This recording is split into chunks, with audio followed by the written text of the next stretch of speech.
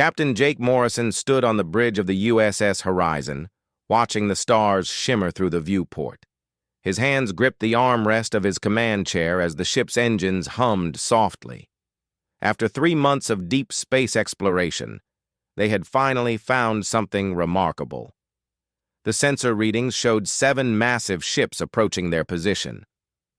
"Contact confirmed," said the communications officer, his voice tight with excitement. "They're responding to our hail." Jake straightened his uniform and took a deep breath. This was the moment humanity had dreamed about for centuries. They were not alone in the universe.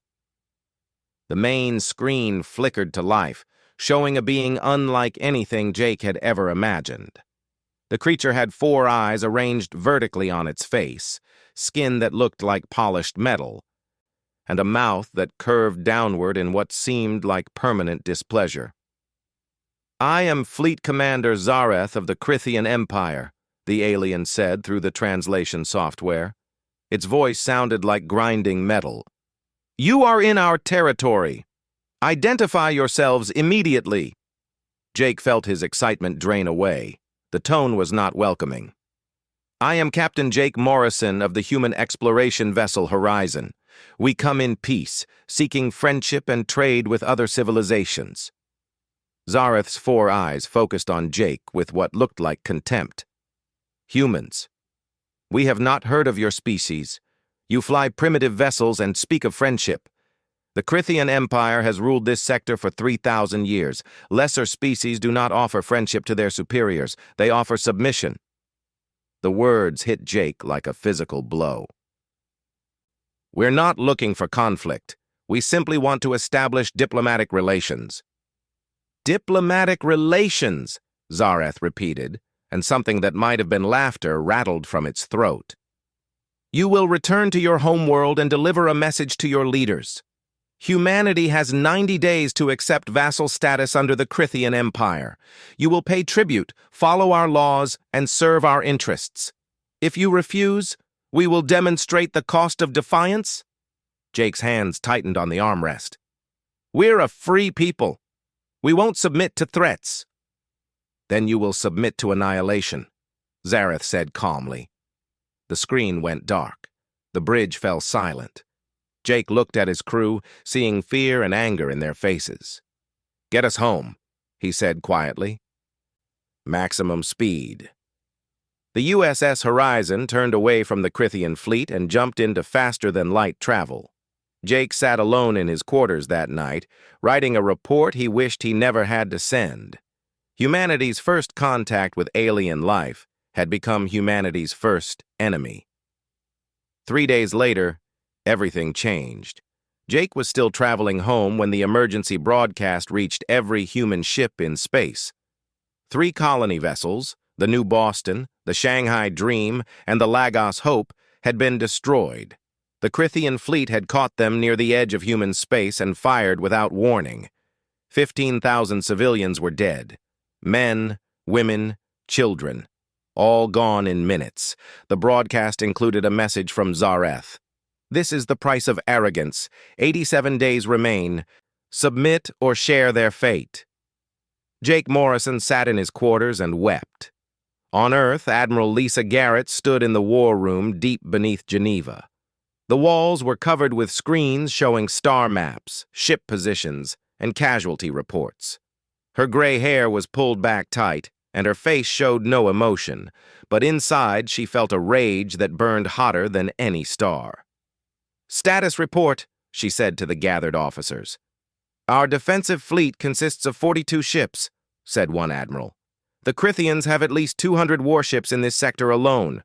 Our weapons are less advanced, our shields are weaker, and we have no experience in space combat." "And if we submit?" Lisa asked. "Then we become slaves," another officer said bitterly.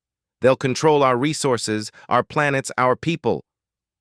Freedom would be a memory. Lisa walked to the main screen showing Earth floating in space.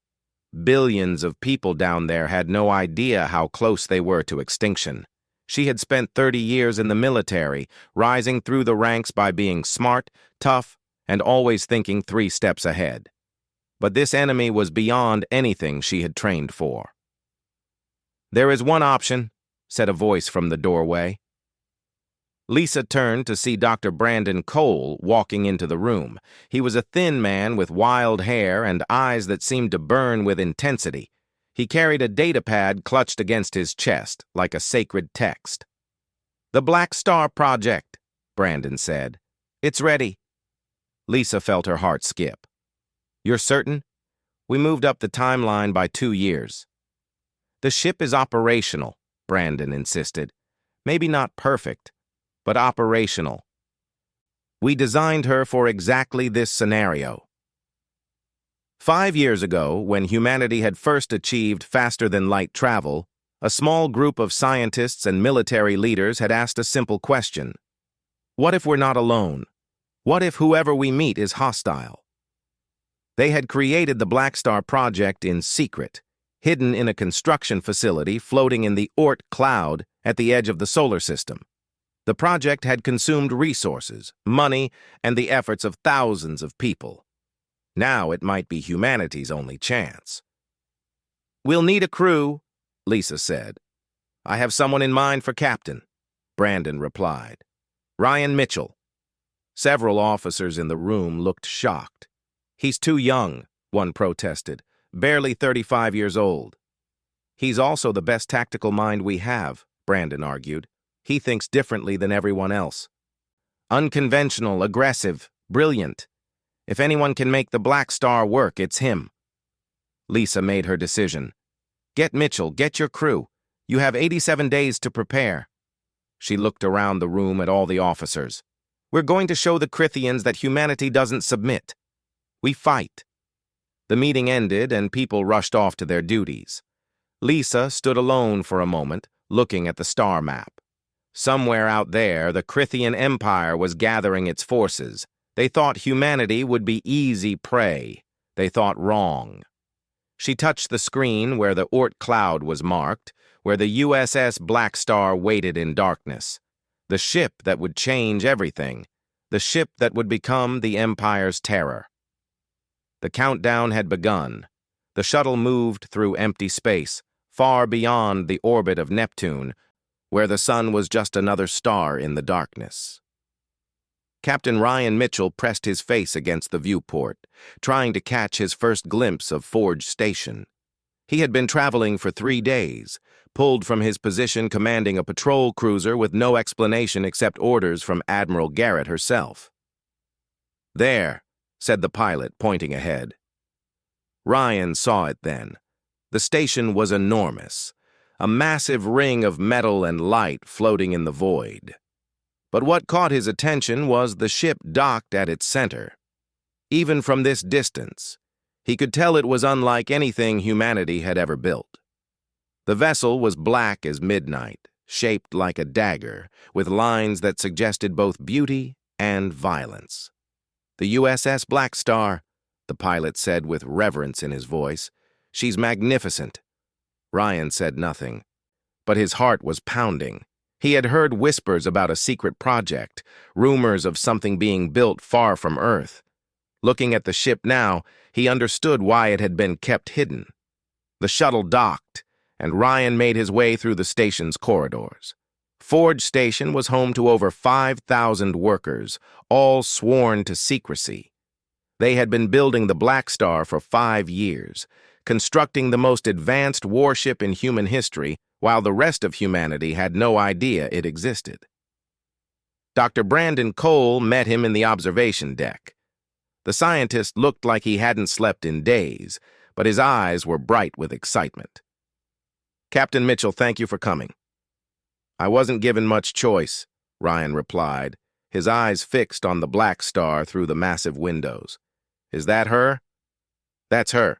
800 meters long. Crew of 800, and armed with weapons that will make the Crithians regret ever threatening us." Brandon pulled up a holographic display. "Let me show you what you'll be commanding." The hologram showed the ship's internal systems. Brandon pointed to different sections as he spoke. "The Blackstar uses quantum shielding, a technology we developed specifically for this project.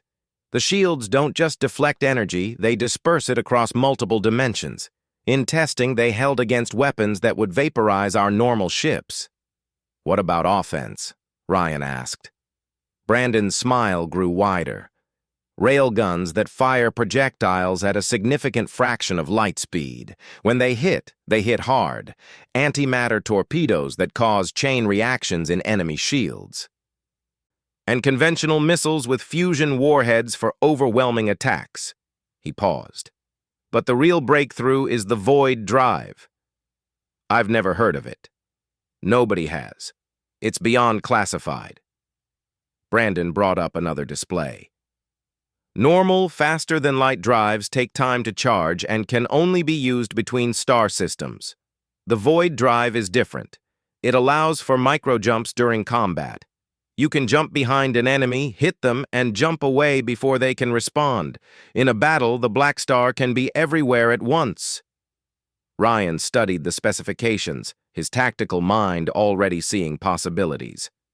How many jumps before the drive needs to recharge? Approximately 15 jumps in rapid succession before cooling is required. Each jump can cover up to 50,000 kilometers. That's incredible, Ryan said. But why me? There are dozens of captains with more experience. Brandon looked at him seriously. Because you think differently. I've studied your service record. 3 years ago, you were commanding a patrol ship that got caught in a debris field with failing engines. Standard procedure was to wait for rescue. You didn't wait. You used the ship's maneuvering thrusters and gravitational calculations to slingshot around 3 asteroids, building speed until you could break free. You saved your entire crew using physics and creativity. I was desperate, Ryan said. Exactly. Against the Crithians, we'll always be desperate. We need someone who can see solutions where others see only problems. Brandon gestured to the ship. The Blackstar is a tool, but it needs the right person wielding it. Admiral Garrett believes you're that person. So do I. Ryan looked at the black warship floating in space. 3 weeks ago, he had been living a normal life. Then the colony ships were destroyed, and everything changed. His sister had been on the new Boston with her family. 2 nephews he would never see grow up. A brother-in-law who had been a good man. All gone because an alien empire decided humanity wasn't worth treating as equals. When do I meet my crew? Ryan asked. Over the next 2 weeks, the crew of the Blackstar assembled. Commander Amy Rodriguez arrived first. She was a tactical officer with 15 years of experience and a reputation for being both brilliant and cautious. When she met Ryan, she studied him with sharp eyes. "I've heard about you, Captain Mitchell," she said. "They say you take risks." "Calculated risks," Ryan corrected. "There's no such thing in war," Amy replied. "But I'll follow your orders and keep you alive if I can." Ryan liked her immediately. He needed someone who would challenge his decisions, not blindly follow them. Lieutenant Kevin Parks took over as chief engineer. He was a massive man with gentle hands and an encyclopedic knowledge of ship systems. When Ryan toured the engine room, Kevin explained every detail of the Void Drive with such passion that Ryan found himself actually understanding the complex physics. "She's temperamental," Kevin said, patting the drive core like it was a pet. "Push her too hard and she'll burn out, but treat her right, and she'll do things that seem like magic." Communication Officer Nicole Hayes was young but sharp, with an ability to process multiple data streams simultaneously. Weapons Officer Danny Price was quiet and precise, treating his console like a musical instrument. Fighter Squadron Leader Daniel Kim commanded the 12 small combat ships stored in the Blackstar's hangar bay. 800 people in total, all volunteers, all knowing they might not survive what was coming. Ryan met with them in groups, learning names and faces. These people would be his family, for however long they had left. On day 60 of the countdown, Admiral Garrett arrived at Forge Station. She gathered the entire crew in the main hangar, standing before the black warship that would be their home.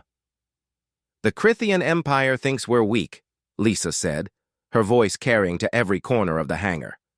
"They think we'll surrender. They're wrong. This ship represents humanity's refusal to submit. Every rivet, every wire, every weapon system was built by people who believe in freedom. Now it's your turn to prove what humanity can do." She looked directly at Ryan. "Captain Mitchell, I'm giving you full tactical authority. The Blackstar is yours to command. Make it count." Ryan saluted. "Yes, Admiral." The crew began final preparations. Supplies were loaded, weapons tested, systems checked and rechecked. Ryan spent his nights in the captain's quarters, studying Krithian fleet tactics and battle formations. They had 90 days to prepare. Now only 30 remained. On day 75, long-range sensors detected movement. The Krithian armada was forming up at the edge of human space, 200 warships, massive and powerful, preparing to jump toward Earth. Ryan stood on the bridge of the Blackstar for the first time as her captain. The crew sat at their stations, ready and waiting. The ship's engines hummed with barely contained power. "All stations report ready," Amy said from her position next to him. Ryan looked at the star field displayed on the main screen. Somewhere out there, an enemy was coming to destroy everything he loved. But they didn't know about the Blackstar. They didn't know what was waiting for them. "Take us out," Ryan ordered. "Silent running. We head for Saturn and wait." The USS Blackstar detached from Forge Station and slipped into the darkness, a shadow among shadows, heading toward the battle that would decide humanity's fate. The USS Blackstar drifted silently in Saturn's rings, hidden among billions of chunks of ice and rock. Ryan Mitchell stood on the bridge, watching the tactical display. The Krithian armada had arrived in the solar system 6 hours ago, and now the battle for humanity's survival had begun. "Update," Ryan said quietly. Commander Amy Rodriguez checked her screens. "The defense fleet is engaging the enemy near Titan. 42 human ships against 200 Krithian warships. Current casualties, 14 of our ships destroyed, 23 Krithian ships damaged but none destroyed." Ryan felt sick. Those weren't just numbers. Each destroyed ship meant hundreds of deaths, families that would never be whole again. The human fleet was fighting bravely, but they were losing badly. "Captain, Admiral Garrett is ordering all reserve ships into battle," Nicole Hayes reported from communications. "All reserves except us," Ryan said. It wasn't a question. "Correct. We're to hold position until her direct order." The bridge crew waited in tense silence. They could see the battle on their screens, watch their fellow humans dying while they hid in the rings. Ryan understood the strategy. The Blackstar was a surprise weapon, and surprise only worked once. But watching good people die while doing nothing made him want to scream. Lieutenant Kevin Parks spoke up from engineering. "Captain, all systems are at full power. The void drive is ready. We can jump whenever you give the word." "Weapons ready," added Danny Price. "All railguns loaded, antimatter torpedoes armed, missile bays full." "Fighter squadron ready for launch," confirmed Daniel Kim. Ryan looked at Amy. She met his eyes and nodded slightly. They were all thinking the same thing. How many more people had to die before they were allowed to fight? The answer came 30 minutes later. The tactical display showed that only 18 human ships remained operational. They were scattered and retreating. The Krithian fleet was advancing toward Earth, already celebrating their victory. "Incoming transmission from Admiral Garrett," Nicole said. Lisa's face appeared on the screen. She looked tired but determined. "Captain Mitchell, you are cleared to engage. Make them remember this day." "Understood, Admiral." Ryan turned to his crew. "All hands, battle stations. This is not a drill. We're going in." Alarms sounded throughout the ship. 800 people moved to their positions, strapping in, preparing for combat. Ryan felt his heart pounding, but kept his voice calm. "Kevin, power up the void drive. Danny, target their capital ships first. Daniel, launch fighters to provide cover. Nicole, jam all Crithian communications. I want them confused and blind. The responses came back instantly. Void drive ready. Weapons hot. Fighters launching. Jamming initiated. Ryan took a deep breath. Amy, give me a jump solution. Put us directly behind their command ship. Coordinates locked, Amy confirmed. Then let's show them what humanity can do. Ryan pressed the activation button. Engage. The universe twisted. For a moment that felt like forever, and no time at all, the Blackstar existed everywhere and nowhere. Then reality snapped back, and they were 3,000 kilometers behind the Crithian flagship. Fire! Ryan shouted. The Blackstar's main railguns spoke first.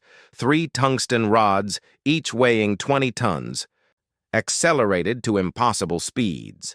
They crossed the distance in seconds and hit the Crithian flagship's rear shields. The shields held for a moment, then shattered like glass. The rods punched through the ship's armor and exploded inside. Before the Crithians could react, Danny fired antimatter torpedoes. 6 of them streaked through space and hit 3 different cruisers. The antimatter met matter, and the resulting explosions lit up space like newborn stars. 3 Crithian ships simply ceased to exist. The Crithian fleet finally realized they were under attack.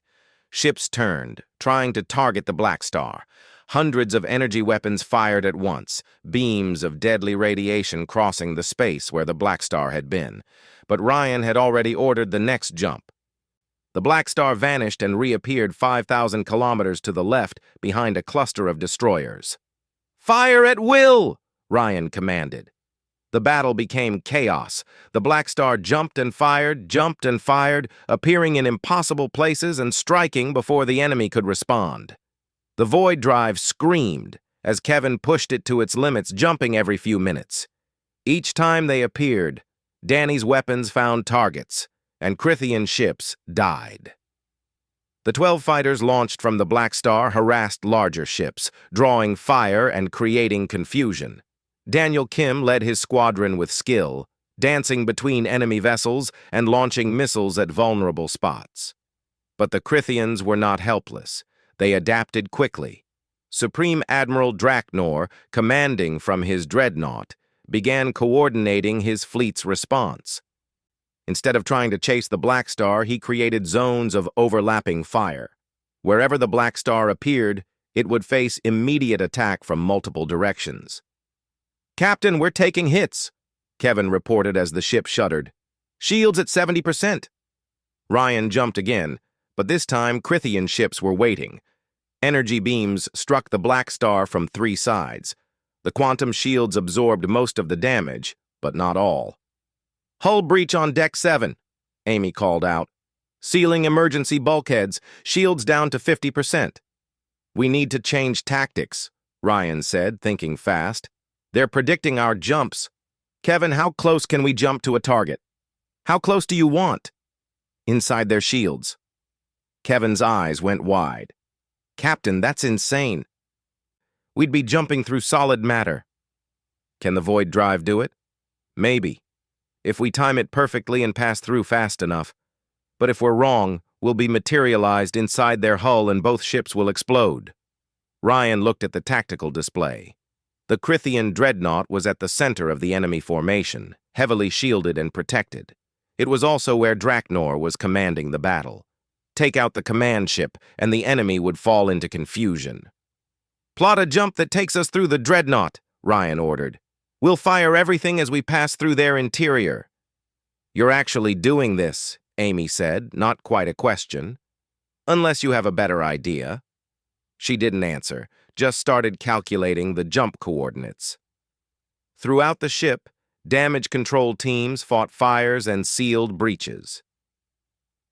Chief Petty Officer Jason Burke led a team on Deck 9, where an energy beam had cut through the hull. 3 people were dead, and air was escaping into space. Jason worked with calm efficiency, welding emergency plates over the hole while others pulled the bodies to safety. On the bridge, Amy finished her calculations. "Jump solution ready. This trajectory will take us straight through their command ship. We'll be inside their shields for approximately 2 seconds. All weapons, prepare to fire on my mark, Ryan said. Kevin, engage jump on my count. 3, 2, 1, jump. The Blackstar vanished from normal space. The Crithian fleet saw the human ship disappear and turned their weapons to where they expected it to reappear. But the Blackstar didn't reappear in empty space. It reappeared inside the dreadnought. For 2 seconds that stretched like hours, the Blackstar existed within the enemy flagship. Danny Price fired every weapon at once. Railguns, torpedoes, missiles, everything unleashed at point-blank range into the dreadnought's interior. The Crithian ship's own shields trapped the destruction inside, amplifying the damage. Then the Blackstar jumped again, emerging in empty space 3,000 kilometers away. Behind them, the Crithian dreadnought tore itself apart from the inside. Explosions rippled through its hull. The massive ship broke in half, both pieces erupting in fire. Supreme Admiral Draknor died without understanding what had killed him. The Crithian fleet hesitated. Command structure shattered.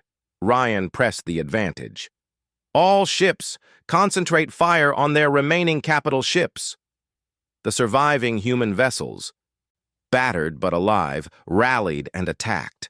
The Blackstar jumped 3 more times, each time destroying another large enemy ship. The Crithians, leaderless and shocked, began to retreat. "They're running!" Nicole shouted. "Let them go," Ryan ordered, his voice heavy. "We've done enough." The battle ended. Of the 200 Crithian ships that had entered the solar system, 67 were destroyed or crippled. The rest fled into faster-than-light travel, running back to their empire with news of defeat. But humanity's victory came at a terrible price. 35 ships destroyed, thousands dead, and the Blackstar itself was damaged. 40% of its systems offline, 89 crew members killed in the fighting. Ryan sat in his command chair, looking at the casualty reports.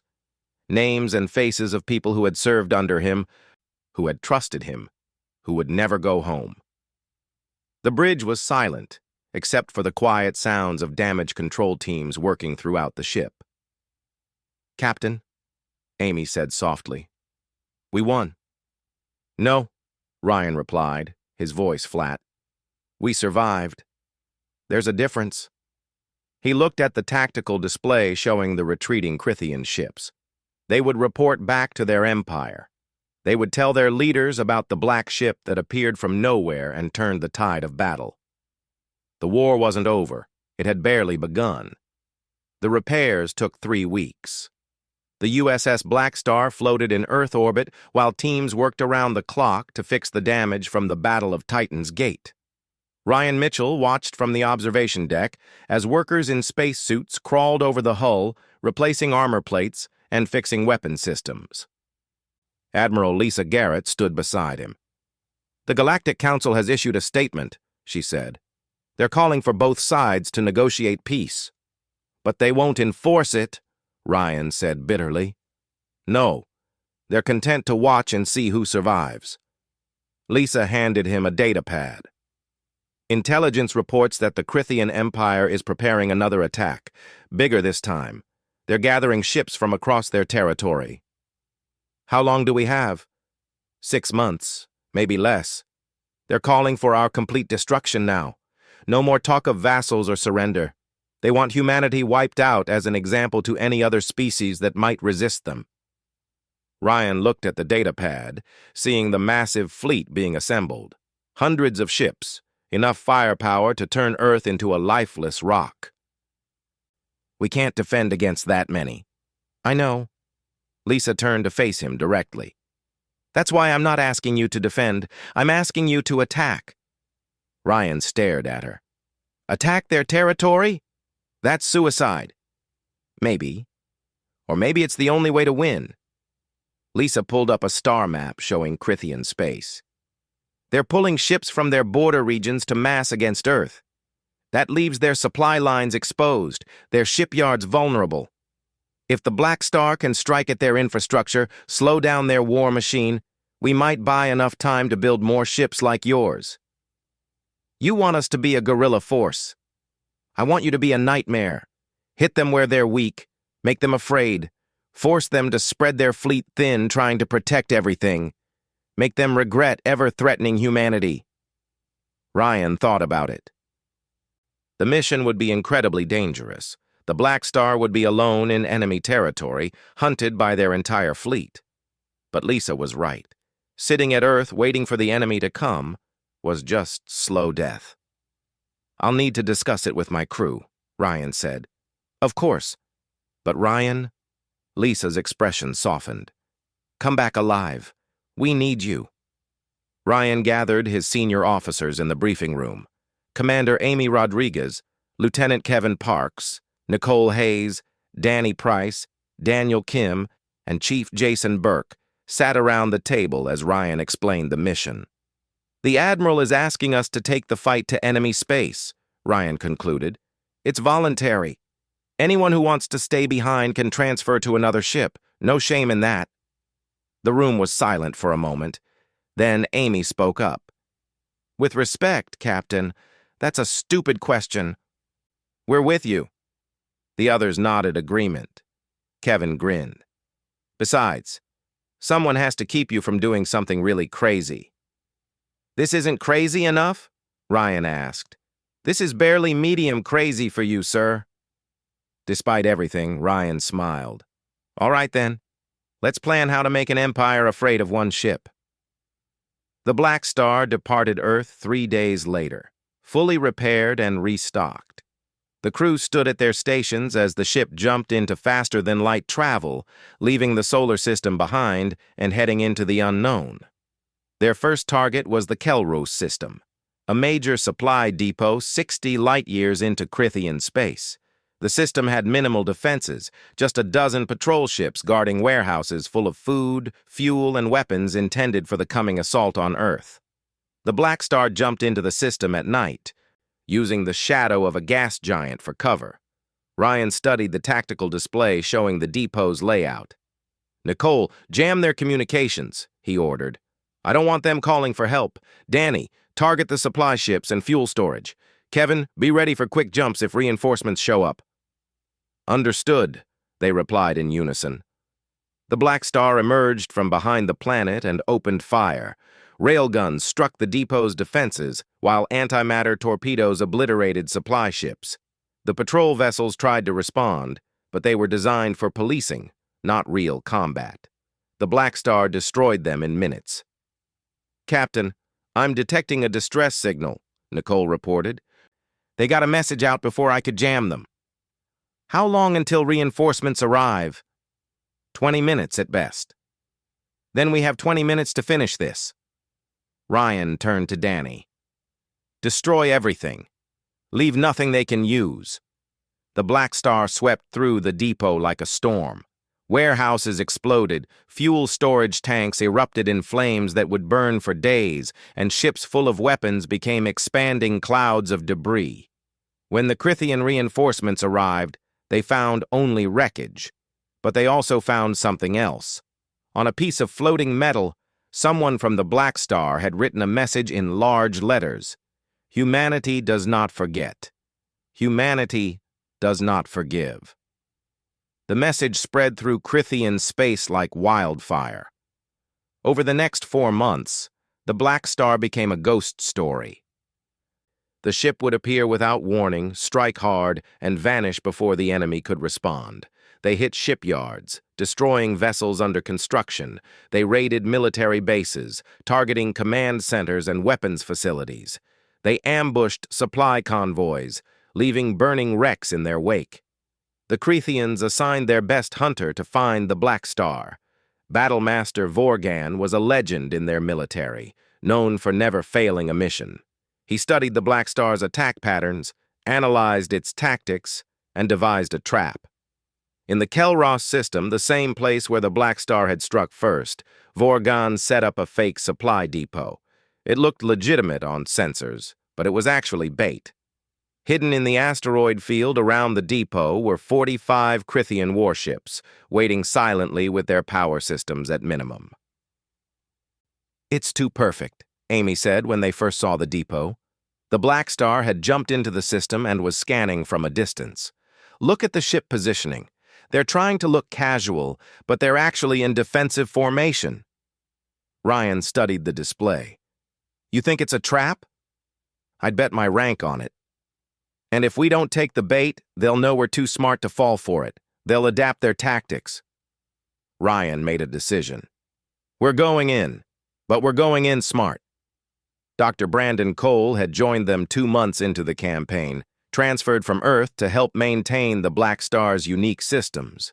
Now he stood on the bridge, looking worried. Captain, if this is truly a trap, we could be facing overwhelming numbers. That's why we're not fighting them head-on. Ryan pulled up a star map of the system. Kevin, can the Void Drive handle multiple rapid jumps if we overcharge it? Kevin's expression showed alarm. Define multiple. 30, maybe 40 jumps in succession.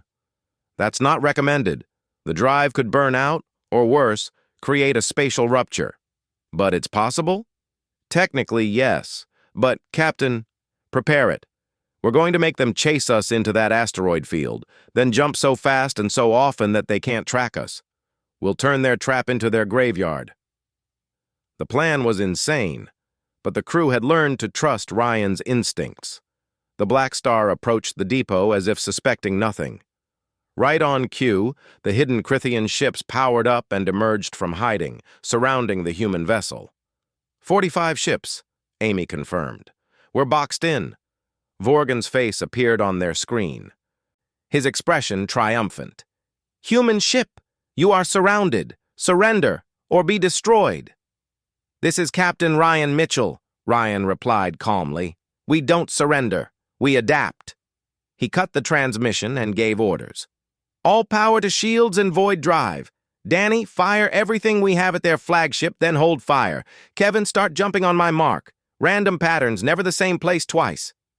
The Blackstar fired a full salvo at Vorgan's ship, forcing it to raise shields. Then Kevin activated the Void Drive. The Blackstar jumped. What followed was 3 hours of the most intense combat any of them had experienced. The Blackstar appeared and disappeared like a ghost, never staying in one place long enough for the Crythians to target it effectively. Sometimes it materialized for just seconds, long enough to fire a single shot before jumping away. Other times it stayed longer, destroying a ship before vanishing. The Crythians fired desperately at empty space, their weapons hitting each other as often as they hit nothing. The asteroid field became a maze of destruction, with rocks exploding from missed shots and ships colliding with debris. Drive temperature critical, Kevin shouted. We can't keep this up much longer. 5 more minutes, Ryan insisted. Stay with me, Kevin. The engineer worked frantically, rerouting coolant and adjusting power flow. I'm reading instabilities in the drive core. If this goes wrong, we could tear a hole in space-time. Then don't let it go wrong. 4 more jumps. 3 more. 2. On the final jump, something in the drive core cracked. Energy erupted through the engineering section, and alarms screamed throughout the ship. Emergency shutdown, Kevin yelled. The drive is offline. The Blackstar appeared in empty space, 1,000 kilometers from the nearest Crythian ship. The Void Drive was dead, smoking and sparking. Around them, 15 Crythian vessels remained intact out of 45. The rest were destroyed or crippled, victims of their own crossfire and the Blackstar's hit-and-run attacks. Conventional engines only, Ryan ordered. Get us out of here before they regroup.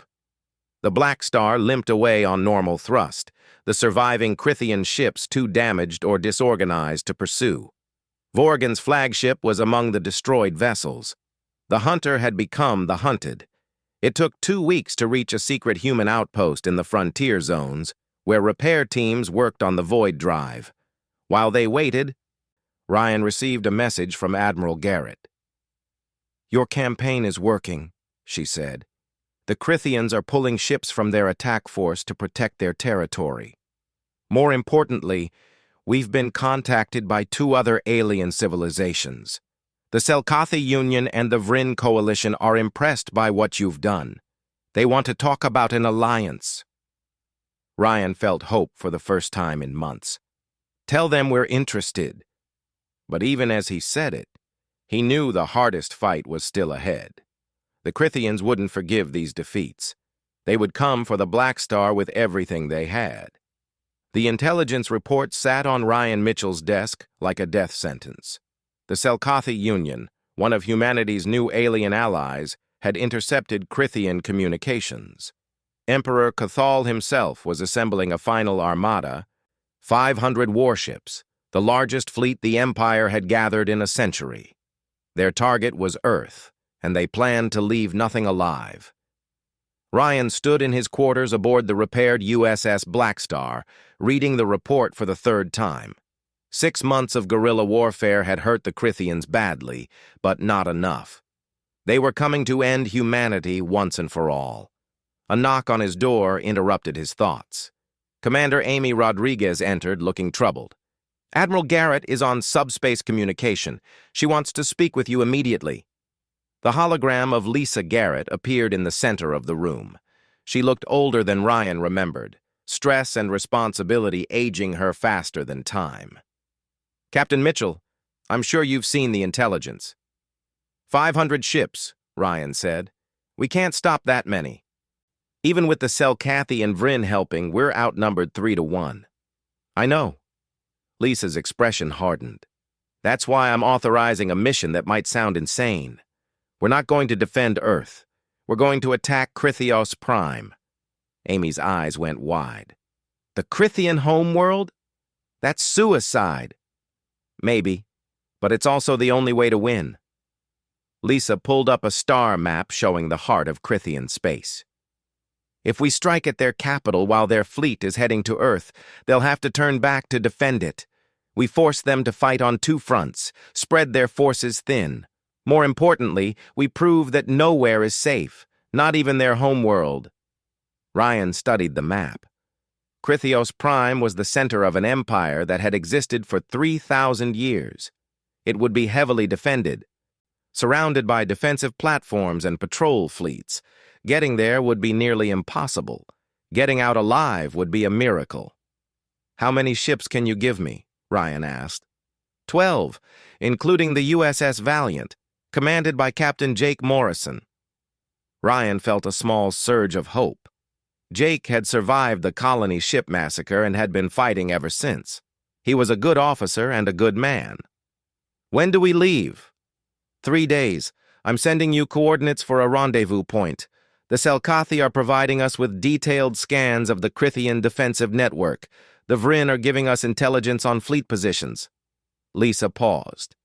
"Ryan, I need you to understand something. This mission might not have a return trip. The Blackstar might not make it back." "I know." "And you're still willing to go?" Ryan thought about his sister and her family, killed in the first attack. He thought about all the people who had died in the war, human and alien alike. He thought about the future humanity deserved, a future where they could live free among the stars. "We're willing," he said.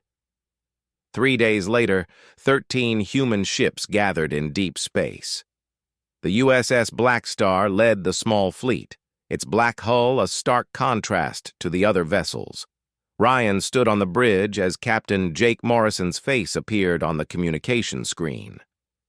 "Good to see you again, Captain Mitchell," Jake said with a tired smile. "Heard you've been giving the Crithians hell. We've done what we could. Now we're going to finish it. I like your confidence.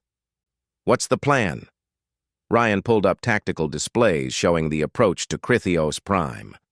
"The Selkathi intelligence shows a gap in the defensive network on the night side of the planet. It's only open for a few minutes during shift changes. We'll jump in during that window, but we won't all go to the same place. 11 ships will engage the orbital defenses, draw their attention and firepower. The Blackstar will slip through during the chaos." "And then what?" asked another captain. "The Blackstar makes a run for the surface. Our target isn't the civilian population. It's the Imperial War Council building where their military leadership is gathered. We hit that, and their command structure falls apart." Amy spoke up. "Captain, we'll never make it back out. The entire planetary defense fleet will be hunting us." "I know." That's why, after we strike, the Blackstar will broadcast a message directly to Emperor Cathal. We offer terms: immediate ceasefire and peace negotiations, or we'll keep coming. If that doesn't work, we make sure the Blackstar does as much damage as possible before we go down. The bridge fell silent. Everyone understood what Ryan was saying. This was a one-way mission. They would either change history or die trying. "All ships acknowledge," Jake said finally. "We're with you to the end." The small fleet jumped into faster-than-light travel, crossing the distance to the heart of the Crithian Empire. 3 days later, they emerged in the outer system of Crithios Prime. The planet hung in space like a jewel, beautiful and terrible, home to billions of Crithians and center of an empire built on conquest. "Defensive platforms detected," Nicole Hayes reported. "I count 200 armed stations in orbit, plus a patrol fleet of 90 ships." "Wait for the gap," Ryan ordered. "We only get one shot at this." Minutes ticked by slowly. Then Nicole spoke urgently. "Gap opening now! Shift change in progress!" "All ships, execute!" Ryan commanded. 11 human ships jumped forward, appearing in different positions around the planet. They opened fire immediately, targeting defensive platforms and drawing the attention of every Crithian weapon in orbit. Alarms must have been screaming across the entire planet.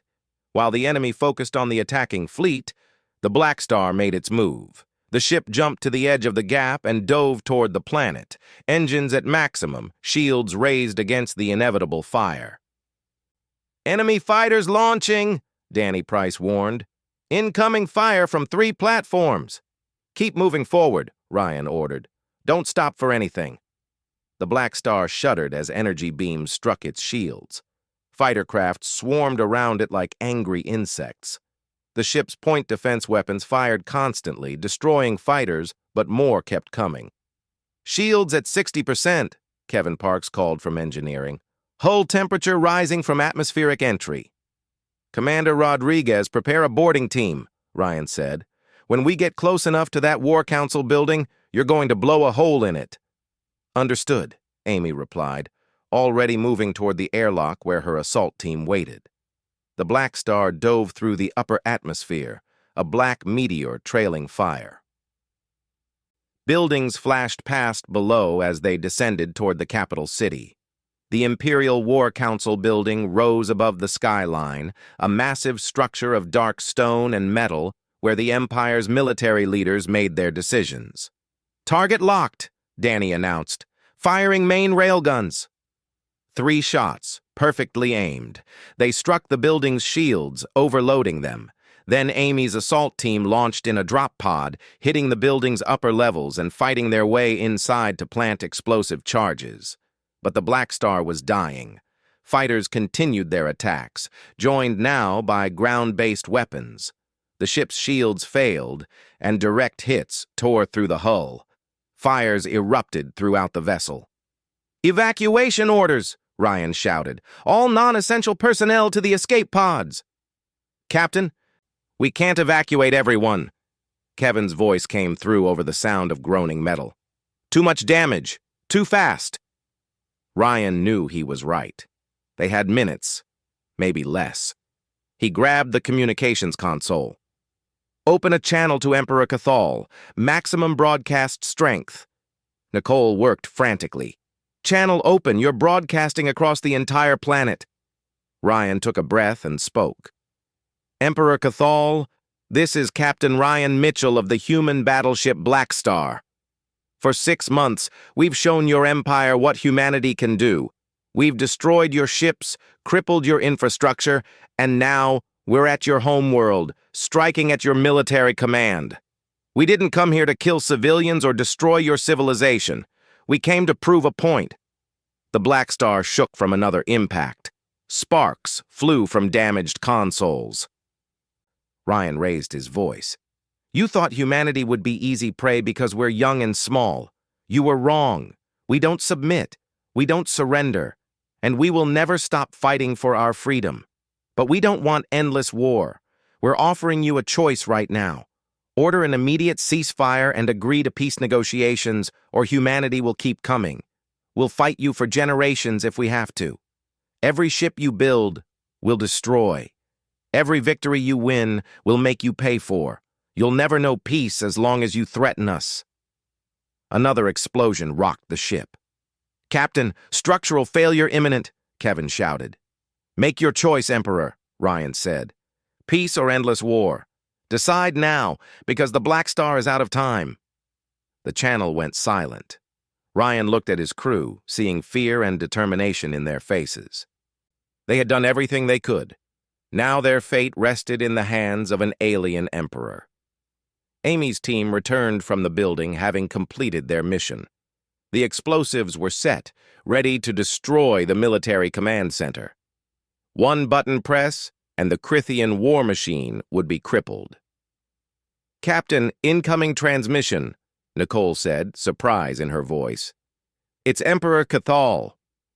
The main screen flickered to life, showing an alien being covered in ceremonial armor. Cathal's 4 eyes studied Ryan with an expression that might have been respect. "Human Captain," the Emperor said slowly, "you have done what I thought impossible. You brought war to my homeworld with a single ship. You've proven that your species will never be conquered." He paused. "I accept your terms. Immediate ceasefire. Peace negotiations will begin." Ryan felt something release in his chest, tension he'd been carrying for so long that he'd forgotten what it felt like to breathe without it. "All ships, ceasefire," Ryan transmitted to both fleets. "The war is over." The Blackstar's crew scrambled to evacuate the dying ship. Escape pods launched toward the surface, while Crithian emergency services, acting on their Emperor's orders, moved in to help. The great black battleship that had terrified an empire finally gave up its fight against gravity and fire. Ryan was in the last pod, looking back as the Blackstar fell. The ship that had saved humanity crashed into the ocean outside the capital city, sending up a massive plume of water and steam. It sank slowly, disappearing beneath the waves, taking with it the bodies of crew members who hadn't made it out.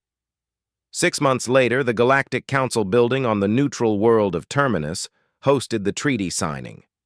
Representatives from Earth, the Crithian Empire, the Selkathi Union, and the Vryn Coalition gathered to witness humanity's official recognition as a sovereign spacefaring civilization. Admiral Lisa Garrett signed for humanity, her hand steady. Emperor Cathal signed for the Crithians. The Treaty of Crithios, named after the homeworld where the war had ended, established human territory and opened trade relations. Ryan Mitchell stood in the back of the room, wearing his dress uniform but feeling out of place. He had been promoted to admiral but had immediately resigned. Too many ghosts, too many nightmares of burning ships and dying crew members. Amy Rodriguez had taken command of the new USS Blackstar II, a fitting choice. She had always been the better officer. After the ceremony, Ryan walked through the memorial that Earth had built in Geneva. Black stone walls listed every name of everyone who had died in the war, human and Crithian alike. 15,000 from the colony ships, thousands more in the battles that followed, 318 crew members from the original Blackstar. He found his sister's name carved in the stone and placed his hand against it. "We did it," he whispered. "We're free." A young cadet approached him, recognition in her eyes. "Admiral Mitchell, I wanted to thank you. My family survived because of what you did." Ryan shook his head. "I'm not an admiral anymore. Just Ryan. And I didn't do it alone. 800 people served on the Blackstar. Only 482 came home. They're the heroes." "What made humanity special?" the cadet asked. "How did we beat an empire that had never lost?" Ryan thought about the question. He remembered Jake Morrison making first contact with hope in his heart. He remembered Lisa Garrett refusing to surrender.